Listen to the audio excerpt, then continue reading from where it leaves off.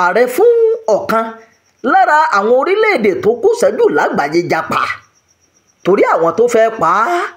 ọgbọ́n ni àgbàlagbà fi ń sá fún màálùú ní ohun tí ààrẹ Andry Rajoelina fi ọ̀rọ̀ rẹ̀ ṣe pẹ̀lú bó ṣe yẹ̀bá kúrò lórílẹ̀-èdè rẹ̀ lẹ́yìn tó ní àwọn kan fẹ́ pa òun. ààrẹ orílẹ̀-èdè Madagascar ní Andry Rajoelina ẹ ó rántí pé láìpẹ́ yìí ní àwọn aráàlú Madagascar pàápàá àwọn ọ̀dọ́ fi ẹ̀hónú hàn tí wọ́n ní àwọn kò fẹ́ Rajoelina nípò ààrẹ mọ́ o. nínú ọ̀rọ̀ tí ààrẹ Rajoelina ẹni ọdún 51 bá àwọn aráàlú sọ lójú òpó Facebook lọ́jọ́ ajé ló ti ní òun wà lábẹ́ ààbò ṣùgbọ́n kò sọ ibẹ̀ pàtó.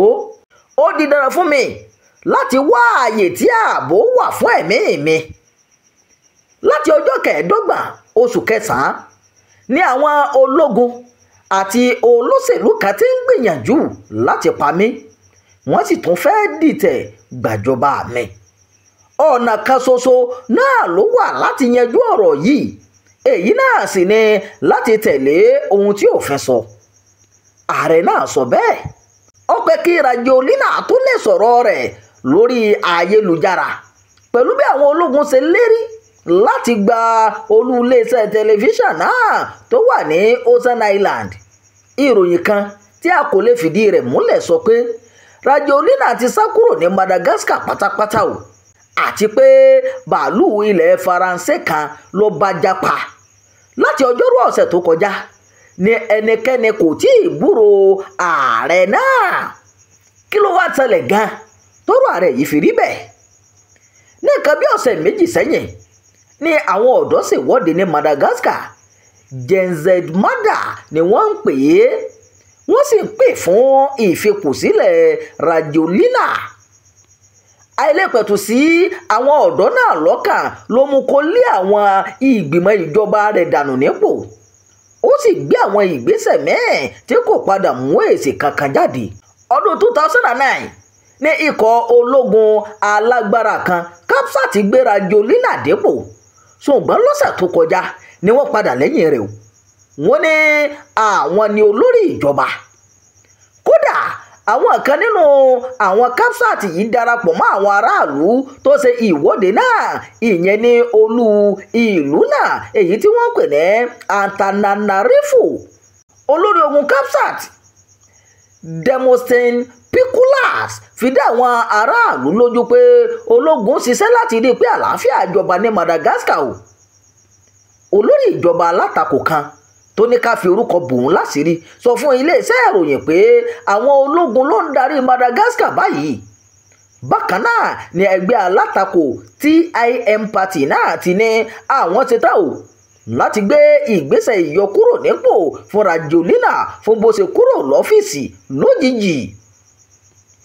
púpọ̀ nínú àwọn èèyàn tó bá Rajoelina ṣe ló ti sá lọ sí ìlú tó súnmọ́ wọn tí í ṣe Mauritius.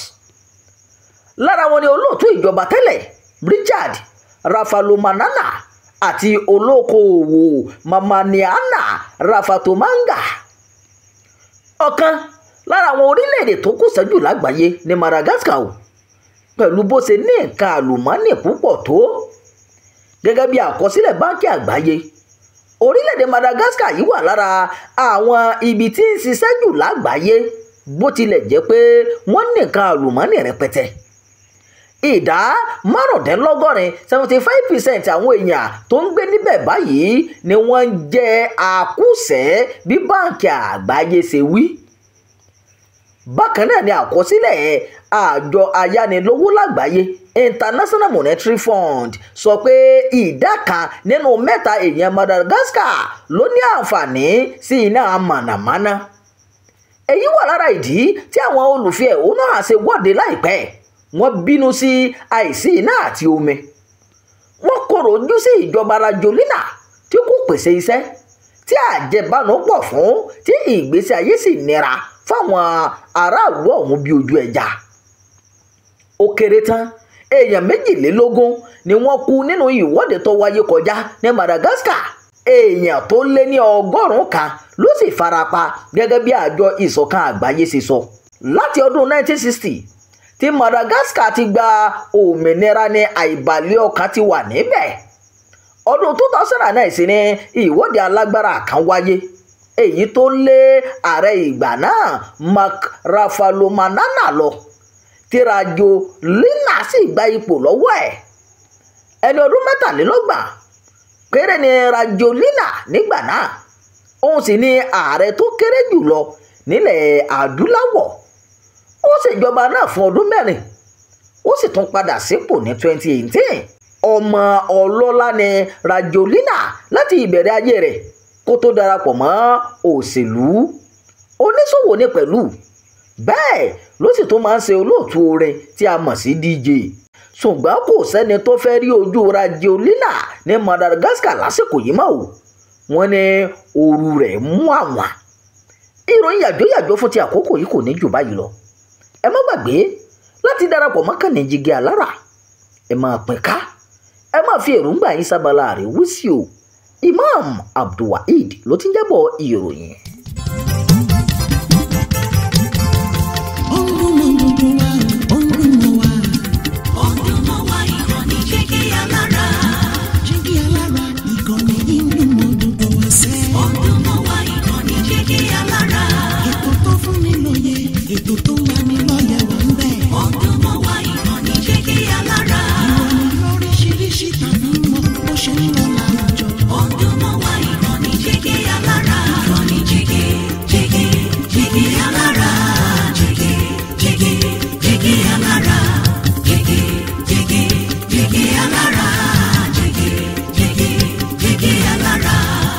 Ìkànnì Jígí Alára 24 bàbá gbogbo.